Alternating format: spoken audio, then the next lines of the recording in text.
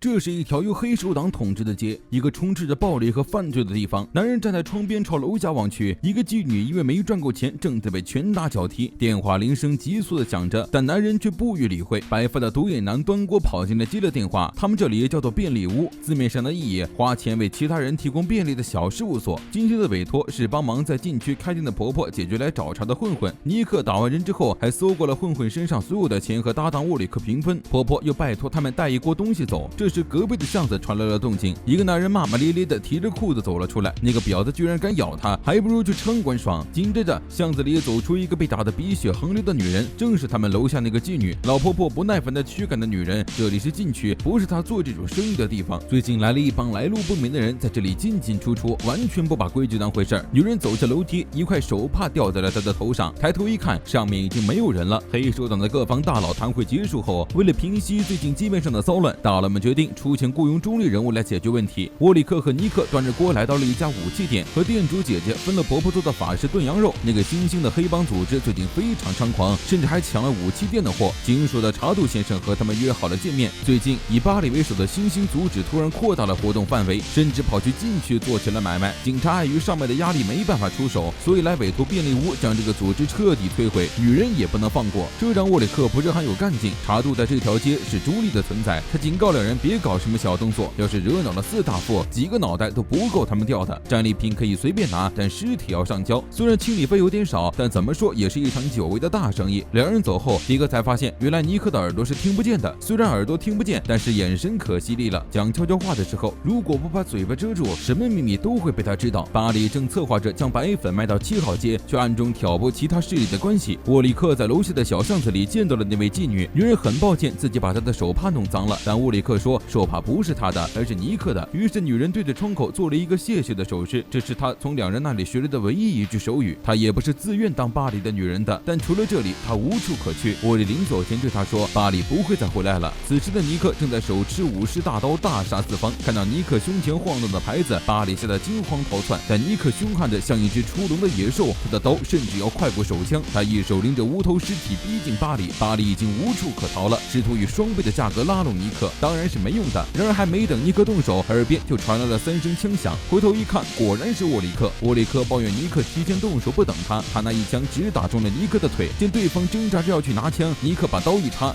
将他的手钉在了地上。巴里为了活命一个劲的求饶，你们要什么？女人、白粉还是钱？沃里克笑着凑近他耳边，他们最喜欢的就是打破这条街规矩的白痴和糟践女人的混蛋，喜欢的想让他们死。巴里恰好两样都占了。等到女人气喘吁吁的赶来，尼克已经开始处理尸体了。看到已死的巴里，女人很难过，好不容易才死心的，事到如今他还能去哪里啊？女人拿起地上的枪，边哭边对着巴里的尸体连开数枪，弹夹都打空后，一言不发的哭着离开了。尼克见沃里克不去追，自己就要去。沃里克生气的喝止住了他，还是自己去了。查杜准时等到两人来交任务，不过看到他们居然带着巴里的女人，吓得烟都掉了。这又是在干什么？沃里克表示这是他们的战利品，查杜可是答应了他们随便拿的。查杜气得大骂他们胡闹。尼克突然暴起，一脚踹歪了警车。他们可不是他的手下，而且也不是很有耐心。再有下一次被踢爆的可就是他的头了。车里的科迪吓得瑟瑟发抖，查杜也拿他们一点办法也没有，只好给了他们报酬，打发走了。就这样，名为艾利克斯的女人成为了便利屋的一员。挂牌子的人是街上最恐怖的存在，哪怕是巨石强森一样的壮汉，在碰到挂牌子的都要落荒而逃。小姑娘敲开便利店的房门，和丰满胸围的艾丽以及只穿内裤的沃里克面面相觑，然后大叫着捂着眼跑下楼。正挑装上买菜回来的尼克，小姑娘叫妮娜，是泰奥医生那里的小护士，也是他们的常客，两人的关系也非常好，手语更是一流。泰奥医生惹上了挂牌子的，对方有着 B 级以上的实力，就连赶到医院的马可部下都不是对手。听到这里，尼克兴奋地叫了，拿起了一旁的武士刀。妮娜将2瓶药递给了尼克，对方也不管用法用量，就往嘴里倒了一把，被小姑娘骂了一顿。沃里克注意到楼下有几个鬼鬼祟祟的人影，于是让尼克带着妮娜先走，他叫来艾丽帮忙解决。3人果然是来跟踪妮娜的。正准备动手的时候，艾丽突然走了过来，像普通妓女一样亲密地搂着他们的胳膊要来一发。3人的注意力被成功吸引，沃里克悄无声息地出现在他们身后，干净利落地将人射杀。艾丽抱怨沃里克不打招呼就开枪，他的衣服都被弄脏了，而且杀人真的好恶心。沃里克在处理尸体的时候，发现他们身上挂着佣兵的牌子，和尼克相似但又不同。尼克和这些人不一样，或者说是前佣兵。小诊所门前挂牌子的壮汉正带着小弟劝说泰奥医生加入他们，然而医生软硬不吃，从不加入任何组织。于是壮汉掏出了妮娜的照片，威胁医生，如果医生不答应，就把妮娜卖给别人。结果话音刚落，泰奥就非常淡定的来了一句欢迎回来。扭头一看，妮娜和尼克已经到了，被啪啪打脸的滋味不是很爽。壮汉一下将手上的脑袋摁进了墙里，这么多人居然连个小女孩都抓不住，丢不丢人？随后又将矛头对准了尼克。尼克的大名他也听说过一二，街上少见的亚洲挂牌人比想象中的还要小只。说着亮出了自己 B2 级的牌子。尼克不理壮汉，问医生有什么需要注意的。医生倒是没什么要求，只要不给查杜先生添麻烦，保护好妮娜就行。见尼克拿着武士刀，壮汉非常轻蔑。这个连核弹都发明出来的年代，居然还有人用这种落后的东西，估计也就是个D级的货色。尼克扎紧刀鞘，并伸出了3根指头，意思是3分钟干掉他。对于尼克来说，这不过就是一场普通的打闹而已。壮汉气得青筋暴起，一拳狠狠砸向尼克，居然敢如此小瞧他。然而这一拳只砸碎了地面，尼克轻盈的跃起，一脚将壮汉踹飞老远。壮汉恼羞成怒，拔起路边的路牌就朝尼克抡去。一声无语，让妮娜去房间里通知查杜警官。尼克玩的有点太过了，从窗户进去，他把钥匙丢了，打不开门，要不也不会站在门口耍帅了。发现妮娜想要逃跑，跟班们赶紧追上来，其中一人突然悄无声息的倒了下去。医生默默拉开白大褂，里面是一整排的针剂，千万不要轻易惹怒一个医生。尼克身心灵巧，肌肉男抡了半天，愣是一点都没碰到他。医生不耐烦的让尼克别到处搞破坏，他家要是被破坏了，他可受不了。结果话刚说完，壮汉抡着路标要搞偷袭，尼克下意识用刀一挡，路标就旋转着插进了医院门口的墙里。医生的脸色瞬间变得非常难看。与此同时，忙着给便利屋擦屁股的查杜接到妮娜的电话，说尼克在医院门口跟挂牌子的干了起来，烦得脑袋都大了。医生气不打一处来，拽着尼克的领子就要给他扎一针，都说了不要让那个智障搞破坏了。尼克慌的手都要捂出残影了，又不是他的错，不要把针头对准他呀喂！觉得自己受到了戏弄，壮汉又顺手扯过排水管朝两人抡去。尼克一把推开医生，拔出刀鞘，壮汉的脸颊立刻出现一道伤口。3分钟到了，准备好受死了吗？尼克从兜里掏出自己的牌子，上面赫然刻着 A0级。另一边，沃里克正在艾丽解释挂牌子的，简单来说就是这条街上一种特殊的人种，和普通人类不同，叫法也有很多种。至于为什么给他挂牌子，可以看作是一种警告，警告别人注意猛犬。正说着，尼克跃上半空，一刀将壮汉砸成了重伤，居然派出 B 级的人来泰晤医生这里当炮灰，这个组织还真有钱。虽然搞得非常华丽，但事后还是被查杜警官骂了一顿。都说了打架不要破坏建筑物，和挂牌子的打闹要在他们的监视下，怎么说怎么不听。艾丽被尼克搞得一出血色浪漫吓坏了，医生走过来塞给他一张纸条，但上面什么都没写。妮娜走过来安慰他，艾丽问他难道不害怕尼克吗？妮娜的表情突然变得有点悲伤。艾丽是不了解尼克才觉得他可怕的，并提到了黄昏人。不过还没等他说什么，沃里克就来叫走了艾丽。至于失败壮汉在回到组织后，则是被当场无用品清理掉了。黄昏人种究竟指的是什么？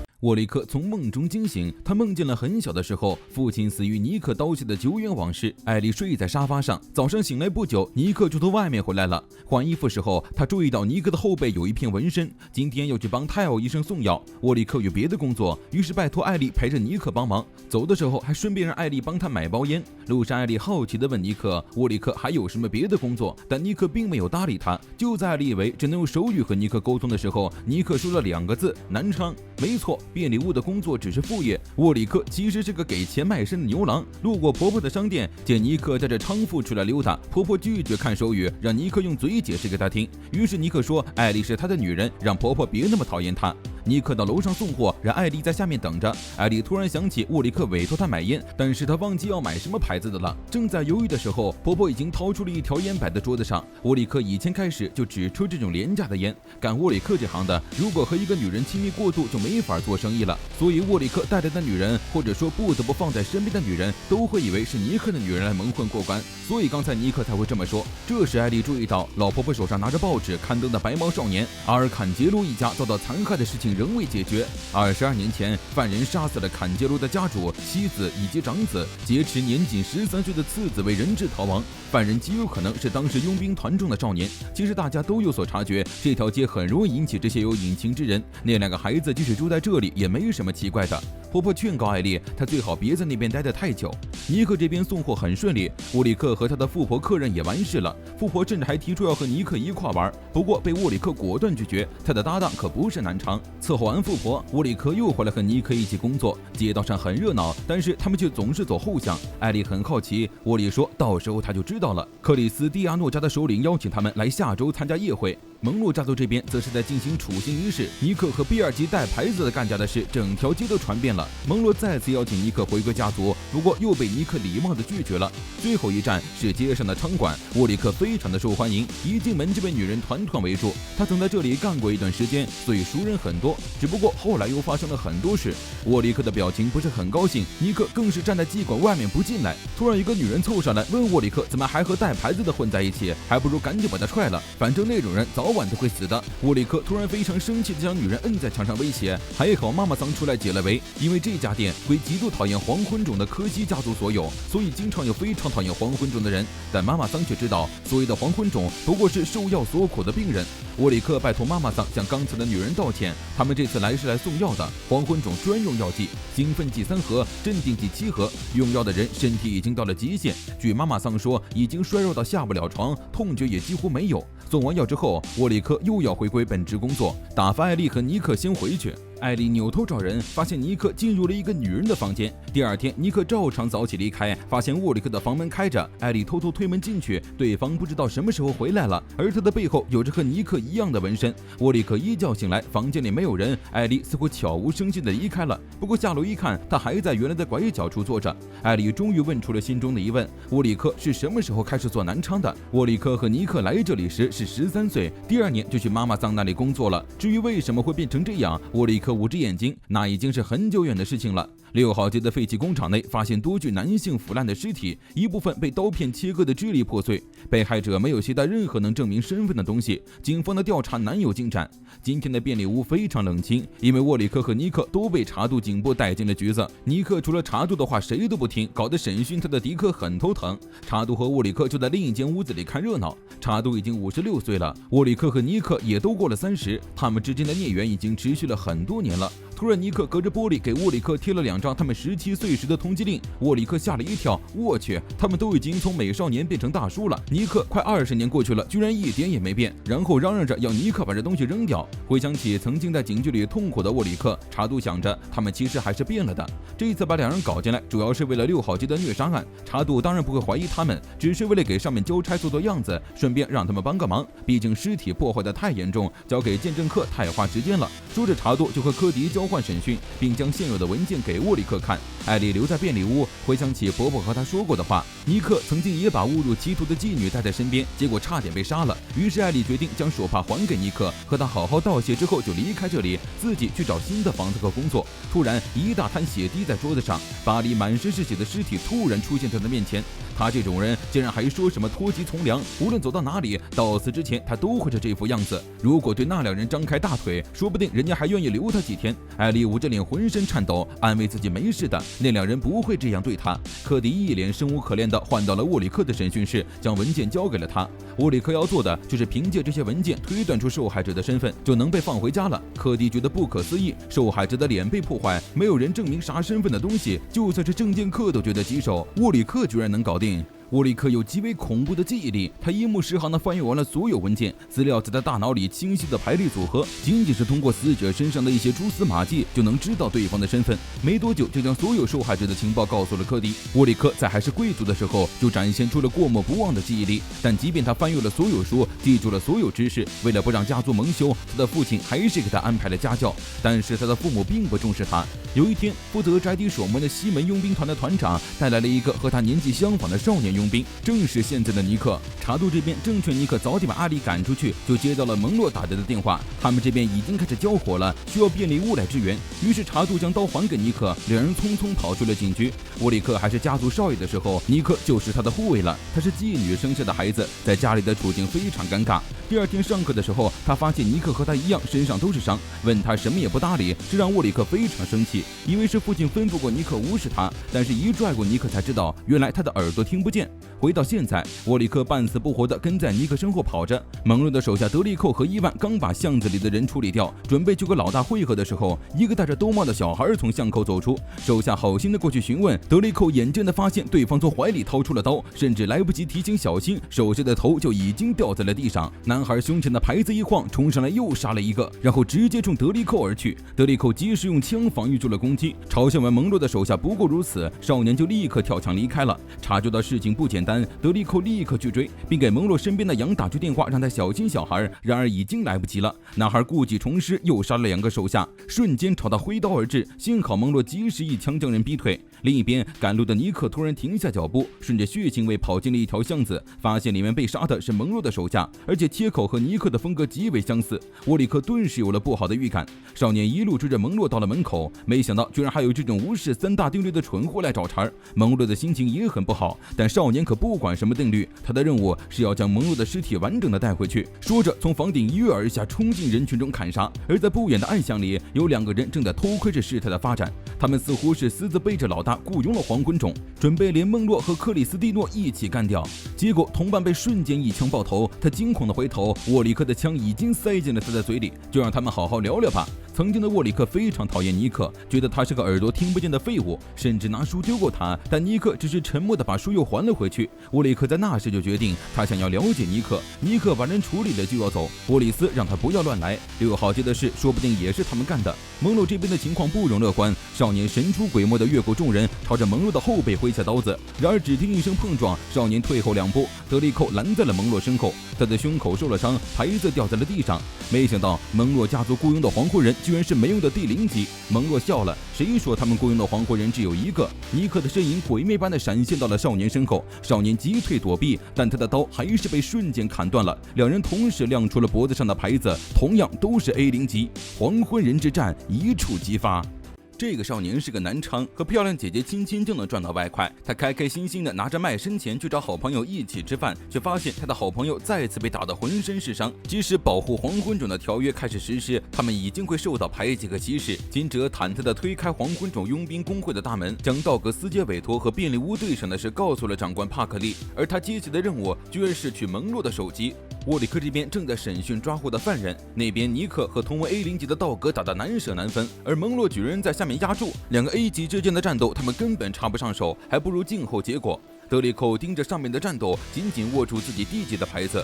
蒙洛想起很多年前有一个想要凭一己之力瓦解他们家族的黄昏种，那孩子才14岁，等级只有 C3，他们仗着家族实力强大，还有从工会里过来的 B 级高手掉以轻心，结果让对方毁了1半的房子。可笑的是，他盯上家族的理由既不是要命，也不是要钱。这时沃里克凑到蒙洛身边，替他说完了下一句，而是当时他手下有个蠢货因为自己的女人被睡了而拿他朋友泄愤，结果招来了报复。沃里克调查出雇佣道格的正是科西家族的人，并不是家主下令，而是手下的年轻人想要立功而擅自动手，发现短时间内无法和尼克分出胜负。道格扬起外套遮住尼克视线，4把匕首飞出，扎中了尼克的双臂。道格趁机扭身朝蒙洛砍去，他可没忘了自己的任务。德里寇立马将蒙洛扑在身下保护，尼克紧跟着跳下，将道格甩进了一旁的空屋里。见任务失败，道格也不恋战，灵活地跳上房顶离开现场。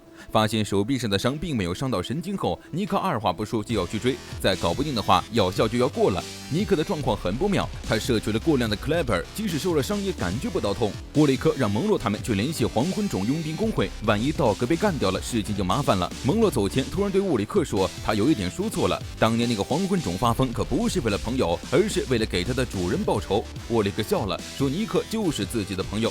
原来当年那个强闯蒙洛家族的 C3级黄昏种正是尼克。沃里克急匆匆赶到的时候，尼克已经又和道格打起来了。他躲在暗处想要帮忙，突然面前出现了一个人的身影。道格因为这高强度的打斗已经开始气喘吁吁了，但反观尼克中了那么多刀，连呼吸都没有乱。道格就知道这家伙肯定摄取过量。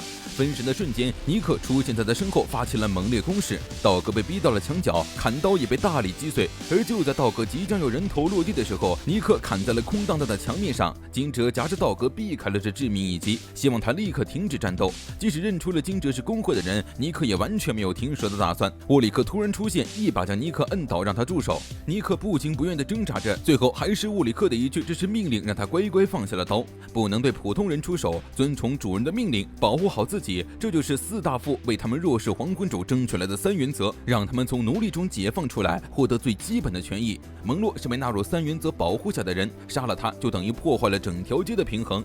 帕克利毫不犹豫地给了道格几枪以示惩罚，沃里克看不下去想要阻止，结果帕克利反手给了尼克一枪。沃里克下意识地想要掏枪，结果下一秒他的枪就被金哲夺走了。尼克紧紧捂着胸口，对这股疼痛非常不解，药效明明还没有过去才对。再仔细一看，帕克利射来的居然是镇定剂。帕克利一把将尼克摁在墙上，警告他不要过量摄取。难道他也想变得和贝罗尼卡一样吗？对此，尼克扯出了一抹无所谓的笑。帕克利皱着眉头，把枪对准了尼克胸口。任性是无所谓，但不能让主人太过困扰。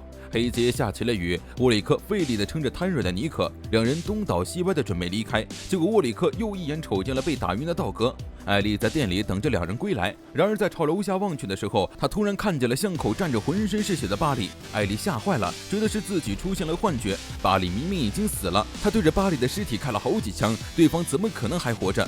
再仔细一看，哪里还有什么人？而就在他松了一口气，瘫软下来的时候，楼道里却突然响起了脚步声。紧接着，在艾丽惊恐的注视下，房门被推开了。小诊所里送走客人之后，妮娜像是察觉到了什么，提前扎好头发，换上手术服。没多久，沃里克带着尼克和道格直直栽进了门里。便利屋的电话急促的响起，但却没有人来接。楼梯上留下一道带着水渍的脚印。蒙洛家被杀的弟兄都被运了回去。德里寇不肯去医院，只让杨帮他缝合了伤口。蒙洛生气地骂了德里寇一顿。黄昏人也是人，只不过比常人结实了点。如果他无法成为时刻完美无缺、坚不可摧的盾牌，可不行。德里寇愣住了，没想到蒙洛居然这么在乎自己。米勒斯觉得蒙洛太溺爱孩子们了，那个能止小儿液体的枪手蒙洛去哪儿了？沃里克从雇佣道格的小喽啰嘴里问出，科西嘉针对蒙洛并非想要他的手机，而是想要被蒙洛控制的克里斯蒂亚诺家族。局势越来越紧张，战争的爆发是迟早的事，而他们不知道的是，家族里的伊万早就在暗中勾结了科西嘉，甚至在警局里也有帮他做事的眼线。尼克还在雇佣兵团里给沃克当护卫的时候，黄昏种还在被当成奴隶对待。战争期间，军队开发了生态强化药物 Kleber， 将身体能力被提升到极限的士兵投入战争，但是由于药物的毒性导致大量士兵死亡，在战争结束之后就被禁用了。而 Kleber 使用者的子孙都有明显的后遗症，体能异常发达，但因精神损伤需要每天服用 Kleber 缓解，因为寿命短暂，被称为黄昏种。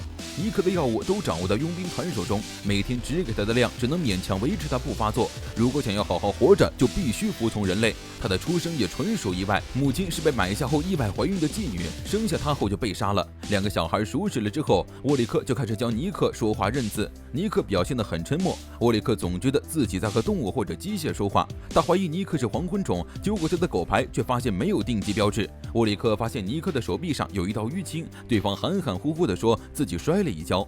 外面突然传来骚动，有反黄昏人种入侵了他们的家。沃里克的父亲立刻带着他的妻子和夫人躲进安全的房间，对沃里克却不管不顾。尼克突然打开窗户，从3楼跳下，瞬间将入侵者解决。但佣兵团还是因此遭到了主人家的训斥。沃里克更是因为长着和妓女母亲一样的脸，经常受到父亲的暴打泄愤。他在书架上翻出了一本关于手语的书，扭头看见楼下的尼克被制服打入了针剂，但不管被怎么对待，尼克都没有反抗和逃离的意思，而是又一次沉默地坐在沃里克对面，将自己学会的字写给他看。反黄昏人种的暴动不断激化，甚至在各地都出现了狩猎黄昏人种的行为。为了平息事态，政府从各地招募佣兵镇压叛乱，尼克也加入其中。撤离的时候，沃里克送他的书不小心掉了，而就在他折返去捡书的时候，一枚手榴弹滚了过来。妮娜制止了沃里克想在诊所抽烟的不好行为，他已经给尼克和道格处理好了伤口，两个人正安稳地睡着。帕克利用的镇定剂浓度是普通的3倍，因为道格有很强的抗药性，尼克1针就能扎晕的量，他足足扎了4针，还好只是嵌入皮下的低频，要是子弹的话，就只能交给泰奥医生了。妮娜之所以能在他们到来之前做好手术准备，是因为她的耳朵非常灵敏，而且不管多远都能听到沃里克的声音。尼克梦到了一个和他非常相似的黑发女人，醒来之后发现妮娜握着自己的手睡着了。艾莉不接电话，于是沃里克准备先回便利屋看看，让尼克好好躺着。科西嘉打算对克里斯蒂亚诺出手。今早他在查杜先生那里看到的死亡照片，发现死的全都是带牌子的，甚至还有那个输给尼克的 B2。不管发生什么，黄昏中的保护神守护克里斯蒂蒂亚诺家族的蒙洛都不能出事，他们必须要好好保护好蒙洛家族。沃里克冒着渔网加赶，路上一辆黑色的轿车和他擦肩而过，楼梯上有人来过的痕迹，而门口的地毯上更是留下了血迹。沃里克警惕地拔枪推开门，然而房间里的人却是泰奥医生。艾莉将他抓伤之后逃走了。之前沃里克就跟泰奥反映过艾莉的情况，意识恍惚、记忆模糊、睡眠也少，全部都是让女人吃听话药丸的典型症状。万幸的是，那家伙虽然持续时间长，但没有毒性，不会上瘾，但是药效一薄弱，就会陷入到严重的短暂性幻觉中，严重的甚至导致自杀。而想要脱离幻觉的服用者们，就会对别人给予的环境和东西异常依赖，即使那种东西毫无意义。说着，泰奥拿出了自己给艾莉的白纸，他到现在都还留着。沃里克急忙跑下楼找人，艾莉就在楼下的巷子里，手里握着杰克赚来的钱。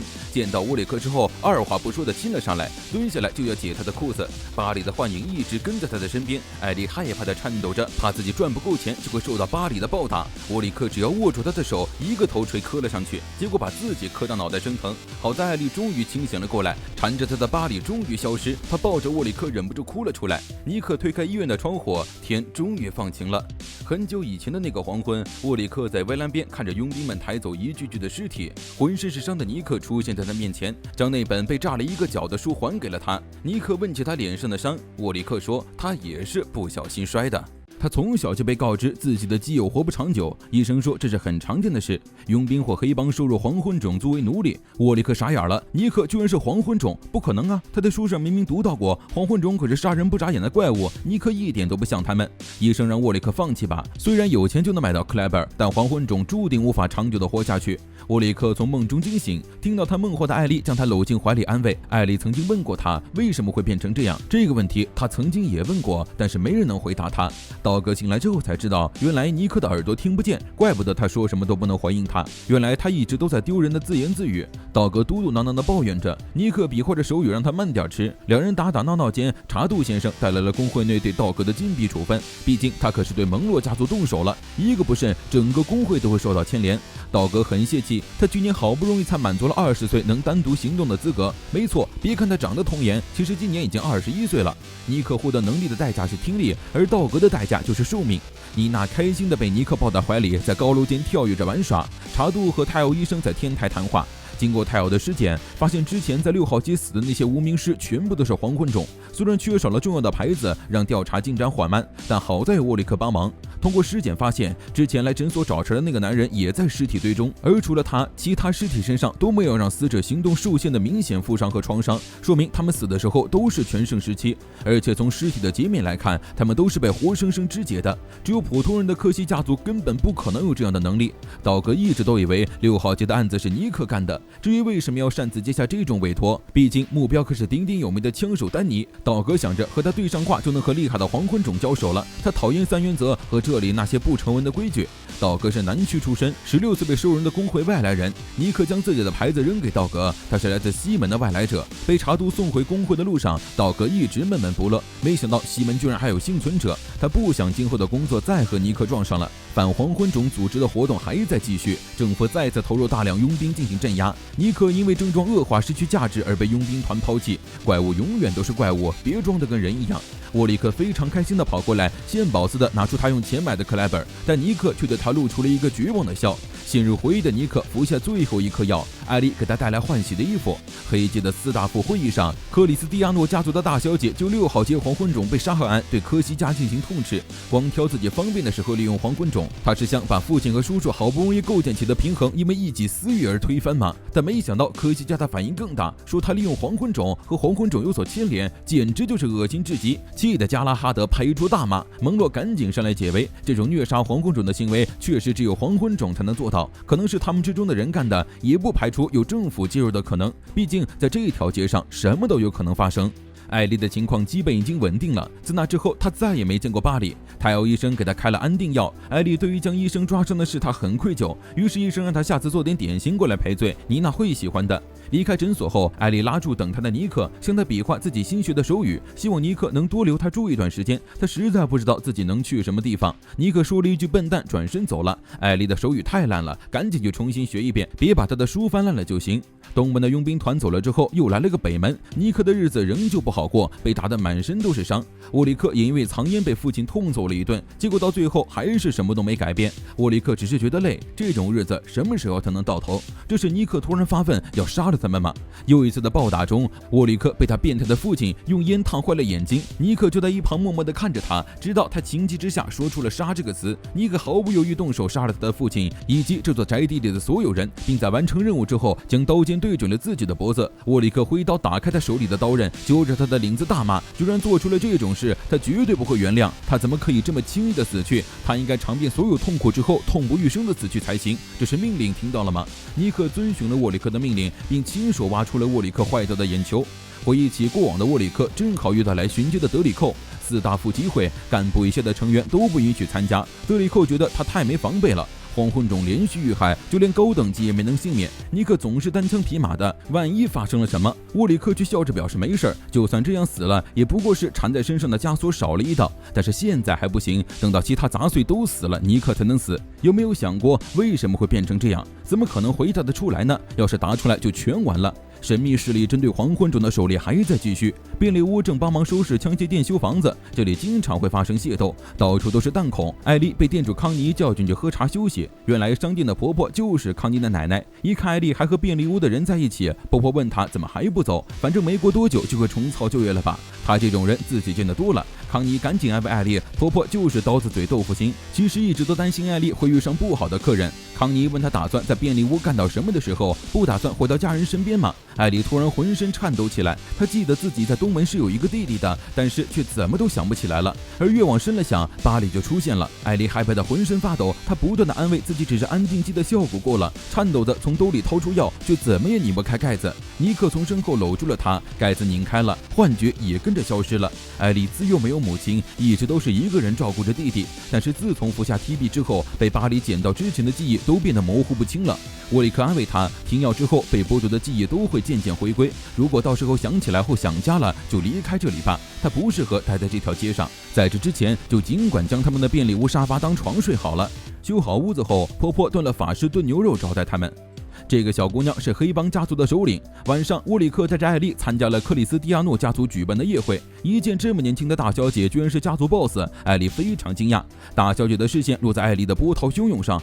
这么平真是抱歉啊！别看像她这样也是肩负着黄昏种性命的人，肩负这条街的4大夫各有各自负责的领域。黄昏种佣兵工会负责派遣佣兵，克西家族负责武器交易和风俗业，蒙洛家族援助不属于工会的黄昏种并控制商业，而他们克里斯蒂亚诺家族则负责流通维持黄昏种生命必不可缺的 Kleber。 加拉哈德对艾丽的胸称赞不已，被大小姐拽住一顿踹。沃里克神色严肃地向他伸手，看一次100，不出所料的被艾丽扇了一巴掌。尼克并没有参加夜会，而是守在外面观察那些反黄昏种组织。反黄昏种组织最近又开始到处屠杀黄昏种，而克里斯蒂亚诺家族开设夜会的目的就是为了在此期间庇护黄昏种。沃里克和尼克今晚的工作就是将黄昏种安全带到店内。虽然不知道这种不赚钱的慈善行为能坚持多久，但他们只要干活就能混口饭吃。大小姐自然也知道在这种时期举办夜会的风险，但她不怕危险，她有必须要完成的职责，而手下们只管将麻烦清理掉就够了。艾丽被留在了宴会上，难得有这样的悠闲时刻，她靠在窗边轻轻唱起了歌。街上开始乱了起来，艾丽听到了枪声，吓得想去找大小姐。加拉哈德赶紧捂住她的嘴，让她仔细看对面的房子。政府一直在派人盯着他们，因为手握 Club 的流通权，他们无法光明正大的帮助黄昏种。就算便利屋有危险，他们也不能出手相助。再一看楼下坐的已经全都是黄昏种了。说到底，这只是黄昏种的自主避难。作为便利屋的一员，艾丽也得工作，不是吗？于是加拉哈德把艾丽以新歌手的身份推上了舞台。平日里艾丽会随意的哼唱小调，他们可都知道。没错，这就是沃里克带她来夜总会的原因。在加拉哈德的伴奏下，艾丽也只能硬着头皮上场了。她的歌声非常美妙，安抚了在场的黄昏种情绪。而渐渐的，她也想起了关于小时候和弟弟在一起的回忆。沃里克和尼克在反动势力的手中将越来越多的黄昏种送入夜会。一个男人路过门口，听到了艾丽的歌声，但由于不是黄昏种而被禁止进入并扔了出去。在看上去风平浪静的气氛中，夜会顺利的举办着，殊不知已经有人盯上了他们，一场屠杀即将开始。男人手里握着刀，紧张地盯着黑帮大小姐。他的女儿被抓，威胁他来刺杀克里斯蒂诺的首领。艾丽在夜会当临时歌姬，效果总体来说还不错。大小姐过来找艾丽聊天，她的母亲也是个娼妇，在被她父亲娶回来之前，一直都在路上拉客，也是这里的初代歌姬，非常的出色。但是她的母亲远没有艾丽这么幸运，因为挺不过 TB 的幻觉效果，在生下她之后不久就空虚而死了。这时，伊万代表蒙洛家族来给大小姐送钱，大小姐在她身上闻到了血的味道。伊万借口说自己刚处理完尸体，却偷偷走到男人身边，向他展示了被手帕包着的耳朵。男人目眦跃烈，猛地站起身，用刀捅了身边的伙计，直冲大小姐而去。大小姐不慌不忙，加哈拉德一个箭步冲到面前，将男人打飞。而紧接着，更多的人在伊万的示意下围了上来。马克用钢丝将围上的歹徒甩开，冷静地指挥手下处理尸体，给伤员疗伤。为什么黄昏种之间会自相残杀？大小姐走到袭击她的男人面前，逼问他主谋是谁。她知道这些人的目标是自己，但他们不应该对她的手下和其他无辜的黄昏种下手。不供出主谋就杀了他喂狗。男人吓得转身就跑。一个男孩从2楼跳下，一挥手就杀死了男人，并抢过了他的牌子。紧接着朝大小姐走来，人群吓得惊慌逃窜，场面一时间非常混乱。大小姐想要让人群冷静下来，结果被不慎撞倒，眼看就要被地上的碎玻璃扎中，好在艾丽及时将她扑倒。人们争先恐后的逃出夜会，伊万悠闲地走出来，对着一个白发女人下了动手的命令。沃里克和尼克好不容易完成了工作，却发现里面乱成一团。据目击者描述，有个小孩在疯狂虐杀黄昏种夺取牌子。一想起之前发生的6号接案，沃里克有了不好的预感，于是先让尼克去拖延时间。加哈拉德一拳将男孩砸进了柱子里，却没想到对方不仅毫发无损，还仅仅用一只手就拦下了他的铁拳。男孩一手撑爪朝他抓去，还好马可及时赶到，用铁丝将人甩飞。他夺取的牌子也回到了马可的手上。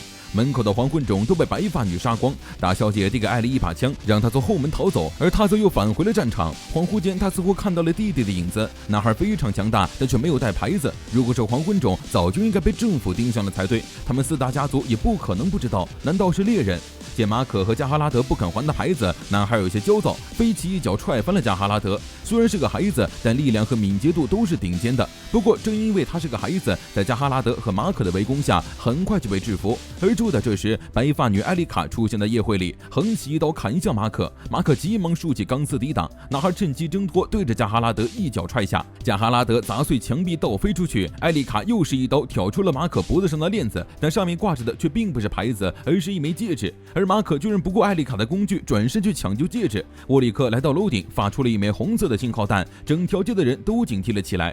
男孩拖着加哈拉德捡起戒指仔细看，没想到马可居然不是黄昏种。马可奋力地打倒戒指，你的脏手不配碰它，手指被划中，血溅在了身上。男孩的表情瞬间变得很难看，他抄起地上的啤酒瓶就要朝马可扎下，2声枪响从楼上传来。大小姐冲着艾丽卡连开几枪，不许对她的部下出手。然而艾丽卡一挥刀就斩断了枪管，挥刀冲她而来。艾丽没有选择逃走，而是折返开枪将艾丽卡逼退，挡在了大小姐身前。然而手枪很快就射空了，艾丽卡将刀对准了艾丽。尼克突然破窗冲了进来，一把将艾丽卡摁倒在围栏边缘。看清楚她的样子后，稍微一愣，没错，这个女人和蒙洛身边的德里寇长得一模一样。尼克了然，他比他的哥哥更有胆魄和本事。2人持刀对在了一起，加哈拉德大喊着让尼克退下。艾丽卡不是他这个冒牌货能对付的，但尼克的表情却非常兴奋。如今加哈拉德和马可全部负伤，也只能将人交给尼克对付。大小姐指挥着大家撤退，关着的男孩发现他们想要逃走，将那扇特制的铁门砸得砰砰作响。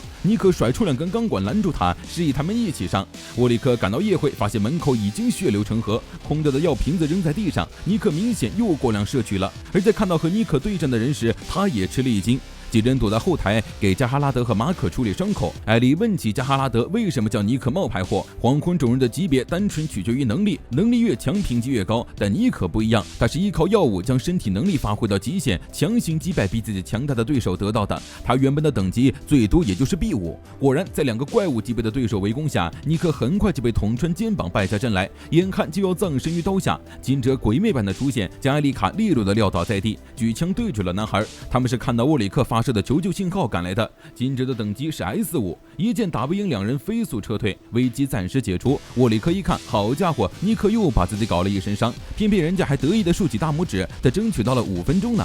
查杜带着警察包围了议会，但罪魁祸首还是在他们的眼皮子底下跑走了。原本是为了保护黄昏中举办的宴会，最后却成了一场大屠杀。大小姐抱紧了在死去母亲怀里哭泣的婴儿，她是不是做错了？沃里克向查杜先生接了电话，打给蒙洛家族，有一件事必须让德里寇知道。而今晚这场袭击果然就是伊万联合科西嘉干出来的好事，而那个被扔出议会的男人也加入了科西嘉的阵营，他正是艾丽的弟弟艾米利奥。针对黄昏人种的屠杀这才刚刚开始。加哈拉德、马可以及尼克都被送到了泰奥医生的诊所治疗。尼克一到这儿就在泰奥医生的威压下变得非常听话，让艾丽还以为他被掌握了什么把柄。泰奥医生是这里唯一一位维护黄昏种的医生，他们店里的克莱伯都是医生按盘出售的原料自己精制的。克莱伯的价格昂贵，黄昏种人的贫困人群和孤儿无法承担费用，所以都来这里投靠医生。尼克也受了医生不少关照，欠下了不少人情，久而久之就抬不起头了。毕竟他们这种人也只有医生可以依靠了。沃里克在警局中帮忙认尸体，他有着先天的超记忆症候群，对所有事都能过目不忘，这也是便利屋不属于任何组织的重要原因。他在某种程度上来说比尼克还要危险，这种人一旦投敌，带来的损失不可估量。康妮气喘吁吁地跑进店里，一把搂住了病床上的马可。原来两人是情侣关系，马可视若性命的戒指就是康妮交给他的，这是他的一个诅咒。他在将戒指还给康妮之前，就算只剩一口气也要爬回来。艾丽在天台上帮忙晒被子，尼克跑到天台上待着，被妮娜生气地拽回床上躺着。沃里克来到蒙洛家族，将艾丽卡成了黄昏种猎人的事告诉了德里寇。艾丽卡的确是德里寇的双胞胎妹妹，小时候孤儿院遭到袭击，黄昏种的小孩遭到挟持，多人负伤严重。当时的沃里克和尼克在废墟下救下了杨和德里寇，但艾丽卡却不知所踪。德里寇一直以为他已经死了，再次听闻就是这种消息。康妮紧紧抱住了艾丽，感谢她保护了大小姐，并希望她不要把她和马可的关系说出去，她不想成为她的负担。说着交给了艾丽一个钥匙，下一次会是更惨烈的斗争，如果还想见到她的弟弟，就不要待在这里了。沃里克回便利店拿了枪，准备去调查点事。艾丽正哄着孩子，大小姐暂住在他们这里，正在屋里睡觉。下楼的时候遇到了尼克带着饮料回来，顺手拿了一瓶。原本受三原则保护的克里斯蒂亚诺家族落到如此下场，蒙罗家族遇袭也是时间问题。虽然家族里人才很多，但到最后靠得住的也只有身为黄昏种的德里寇。虽然他和尼可回归能缓解危机，但对方可是连加哈拉德都对付不了的人，而且政府的监视也增多了。这时沃里克突然撞上了一个男人，对方是个从未见过的生面孔。佣兵工会正在和加哈拉德联系着增派人手，突然电话线被人剪断，一个扛着斧头的女人闯进了废墟街。指挥官豪森立刻动员手下行动起来，并让人护送道格去找加哈拉德。黄昏种人的寿命在30到35岁左右，他们短暂的寿命就是代价。而克莱本中也有强烈的毒性，但以现代医学来说，开发代替的新药非常困难。若暂缓摄取克莱本，黄昏种的一切生命活动都会显著下降，甚至死亡。艾丽翻出了沃里克记载的关于黄昏种的笔记。大小姐一觉睡醒，夜会已经修整好了，明天开始就会继续营业。克里斯蒂亚诺家族是他们唯一的希望。道格一行人遭到了斧头女的伏击，用生命保护着她离开秋园。与此同时，蒙洛遭到了叛徒伊万的挟持，少了克里斯蒂亚诺家族的支援，只有一个地级黄昏种的蒙洛家族根本不足为惧，而黄昏种工会的位置升起了滚滚的黑烟。德里寇带好装备，准备去寻找他的妹妹，但是擅自行动一旦被发现，他会受到严重的惩罚。杨佑和他一起去，他们是一个孤儿院长大的亲人。当年后悔没有保护好艾丽卡的人不止德里寇一个人，迈尔和迭戈并没有阻止他们。大小姐给孤儿院打去电话，院长愿意接收这个无家可归的婴儿。艾丽开心地抱着孩子，下意识地喊出了一个名字，紧接着她就哭了出来，因为她终于想起了弟弟的名字艾米利奥。而此时的艾米利奥已经加入了狩猎组织，在街上四处实施爆炸。道格明白大事不妙，准备去通知查杜先生，然而他刚刚转身，胸口就溅起了2道血花。佣兵工会的位置升起了阵阵浓烟，引得街上的人驻足观看。针对黄昏种的猎人在街上游荡，马可向康妮购买了枪支，小两口趁着机会在巷子里亲热了一番后，康妮就告别马可回去了。大小姐离开便利屋，返回了克里斯蒂亚诺家族。杨和德里寇带着小时候的照片四处问询，但仍一无所获。街上的骚动让他们预感到事情将会越来越复杂。如果他们不能及时找到艾丽卡，蒙洛先生说不定就会陷入危机。但艾丽卡的行动都是在晚上，根本找不到目击者。而就在他们准备前往7号街寻找的时候，一个躲在巷子里的人将德里寇看成了艾丽卡。加拉哈德原本带着酒准备前往工会，却没想到半路上情况突变，路上到处都是被杀害的黄昏种。工会会的位置传出阵阵爆炸，加拉哈德急忙疏散围观群众，让约尔婆婆带着康妮去便利屋避难。佣兵工会的情况很严峻，2名狩猎者闯入工会大肆屠杀，很快就将帕克利从睡梦中吵醒。因为爆炸和烟雾让黄昏种的视野和嗅觉受限，根本不是他们的对手。打到这里也不过是时间问题。废墟街上的人被杀了一半，黄发女将尸体砸在了墙上以示挑衅。黑发男躲在一旁对帕克利发起偷袭，但迅速被金哲徒手拦了下来。街上到处都是死尸，帕克利只觉得脑子疼，转头又继续去睡觉了，将敌人甩给了手下处理。黄发女朝着他躲在身后看热闹，果然屎的脑子里也全都是屎。帕克利让他闭嘴，这里是粪坑又怎样？抹掉了粪坑里的50人100人又有什么区别吗？说着挥手让手下上，黄发女确定要和帕克利打一场。艾米利奥却突然扔响了一枚炸弹，让他们撤退。临走前，2人告诉帕克利，他们隶属于科西家族第3驱逐队。很快，克里斯蒂亚诺家族就得知了工会和狩猎者交战的情况。马可突然有了不好的预感，连忙问里面有没有一个纹身银发男，然后就急匆匆跑了出去。另一边，长着德里寇遭到了一个孩子的袭击，对方嚷嚷着要杀了他，给自己的妹妹报仇。女孩叫希瑟，一条腿已经废了。她的妹妹在夜会当夜被艾丽卡杀害，之后他就一直在寻找艾丽卡，想要为妹妹报仇，结果就正好遇到了和艾丽卡长得一样的德里寇。德里寇向希瑟表明了自己的身份，为了不让其他人遭受和他一样的痛苦，他必须要阻止艾丽卡，所以希望得到希瑟的帮助，希瑟也答应了下来。加拉哈德在赶往工会的路上遇到了拖着重伤身体一路赶过来的道格，道格凭着最后一口气将本部没事的消息传递了出去，把自己的牌子交给了加哈拉德之后，道格在加哈拉德的怀里停止了呼吸。康妮赶回婆婆的烟店，发现一个黑发女正等在这里想要买烟。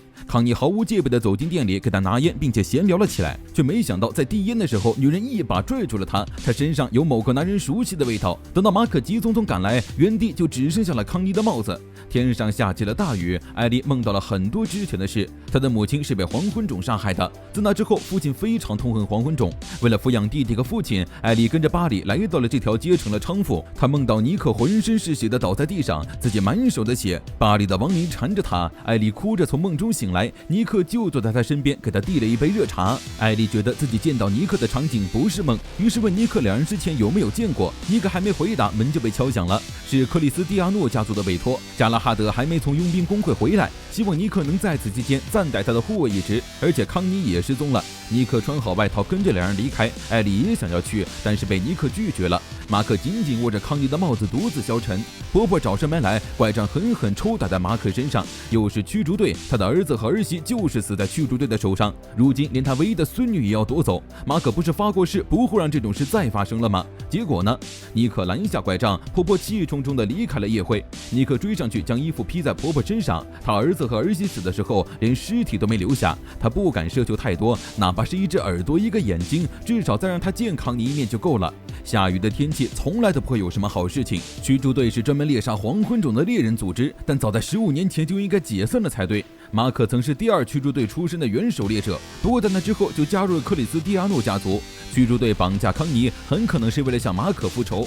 沃里克来到蒙洛家族，在2把手迈尔的带领下去找蒙洛。一听蒙洛和伊万在一起，沃里克很疑惑，对方是新来的，他对这个人印象不深。说着，他问起了那天去夜会送钱的人是谁。如果人在那里，肯定能在他发射信号之前做点什么。被道格袭击的时候也是一样，那条小巷是安全通道，他们没在那里被袭击过，而且小巷地形复杂，极不容易拦截目标，不熟悉路况一下就被甩开了，但对方却能很快的追来。迈尔终于意识到伊万这人有问题，闯进房间里一看，伊万和蒙洛都已经不见了。而就在这时，撞过沃里克的银发男人出现在了门口。战争中有少数部位克莱贝尔毒性和依存性所害，拥有和黄昏种相当甚至之上的身体能力特殊体质的普通人，他们被作为狩猎者抚养长大。马可就是曾经的一员，而在他们之中，一个叫斯特瑞克的男人尤为恐怖。马可追随克里斯蒂亚诺家族已经15年，他在安逸的环境里待得太久，已经不可能在保护主人的同时和他们抗争，更别提夺回康妮，他早已无能为力了。听到这里，大小姐突然2话不说开始脱衣服，让人把那身行头拿来，这可把店里的伙计吓坏了，赶紧跑去把人挡住，千万别走光。大小姐让人拿来她父亲的电话簿，挨个打电话收集情报，派出人手躲开西家的人四处搜寻。说着穿好装备就要行动，马可急了，大小姐可是4大富之一，掌握着家族和黄昏种的存亡，万一为自己的私事出了意外怎么办？大小姐非常坚定，马可为他们家族付出了一切，现在该轮到他们来回报了。若是主人成了枷锁，导致部下无法行动，那么主人行动起来就好。克里斯蒂亚诺家族到最后都不会放弃一个人。恍惚间，马可在大小姐身上看到了先代家主的影子。斯特瑞克的身后根本不是普通人能拦下了。如今尼克不在，他们根本不是对手。乌里克准备掩护迈尔撤离去救蒙洛，但迈尔却并不打算离开。蒙洛曾说过不要去找他，他要自己和那群人做个了结。于是迈尔决定留在这里为蒙洛争取时间。乌里克也毫不犹豫地选择留了下来。斯特瑞克掰开铁门，突破了最后一道防线。然而打开大门，坐在里面的却不是蒙洛。沃里克就在窗口朝斯特瑞克开枪。斯特瑞克掏出武器防御，倒退间触动了门口的开关，拴在头顶的机枪对着他射出2枪。沃里克和斯特瑞克趁机偷袭，然而斯特瑞克的身手实在太厉害，两人没过几招就被光速放倒。沃里克以为斯特瑞克是为了驱逐黄昏种而来杀蒙洛的，但看对方的语气似乎和蒙洛熟识。迈尔抄起刀子趁机偷袭，却被斯特瑞克一脚踹开，刀子反手捅进了沃里克的腹部，但沃里克也趁机将镇定剂扎入了对方的脖子里。斯特瑞克拔出刀子，狠狠将沃里克从窗户扔了出去。至于蒙洛，则是被伊万带着要去见一个大人物。沃里斯从小就被告知，他和黄昏种不一样，只是个无力而脆弱的普通人。黄昏种是野兽，只能服从于普通人，他永远无法成为他们。沃里克倒在冰冷的雨中，他也从没说过自己想成为黄昏种啊。